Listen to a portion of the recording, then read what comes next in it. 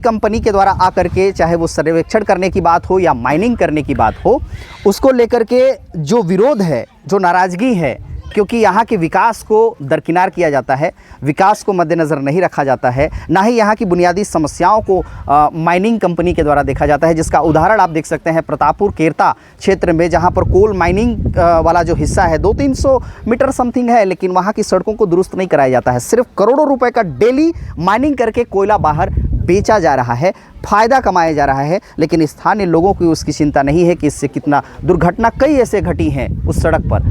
और यही वजह है कि विरोध है। और उसका दूसरा मिसाल आप लोगों को बताना चाहता हूं कि मैं इस वक्त ग्राम पंचायत सुरसा, जिला बलरामपुर के अंदर में हूं, और यहाँ पर पड़ोसी जो गाँव है वो है भगवानपुर।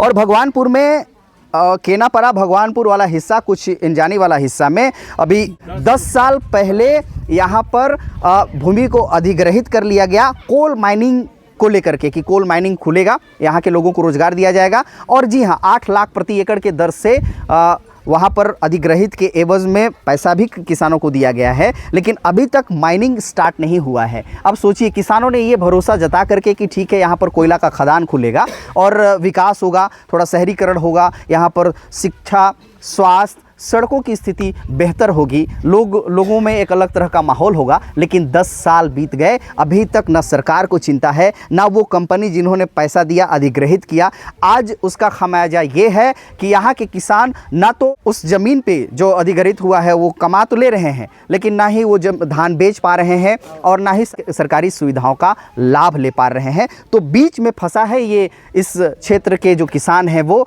क्योंकि अधिग्रहित भी कर लिया गया है, नौकरी भी नहीं मिला है, ना ही उस संबंधित भूमि से किसी प्रकार का लाभ मिल रहा है। लेकिन यहाँ की सरकार सोई हुई है, ना केंद्र की सरकार चिंता कर रही है, ना राज्य की सरकार चिंता कर रही है। किसान दर दर भटक रहे हैं, सरकारी योजनाओं से वंचित हैं, ना ही धान बेच पा रहे हैं। 31 रुपए का दावा तो करती है सरकार, लेकिन भगवानपुर के किसान थोड़ी बेच पाते होंगे जिनका भूमि अधिग्रहित है। तो ये एक बहुत बड़ा ज्वलंत विषय है जिसको लेकर के सरकार को चिंता करनी चाहिए। और यहाँ पर या तो माइनिंग हो, या फिर जिन किसानों का भूमि अधिग्रहित किया गया है उनको आज़ाद कर दिया जाए, ताकि उस भूमि से वो आगे बढ़ सकें, अपने परिवार को आगे बढ़ा सकें।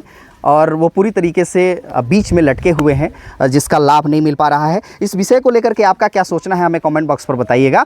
और ज़्यादा से ज़्यादा आपके अपनों को शेयर करिएगा, शासन प्रशासन तक भी ये वीडियो पहुंचाइएगा, ताकि उनके कानों तक भी ये बात पहुंचे।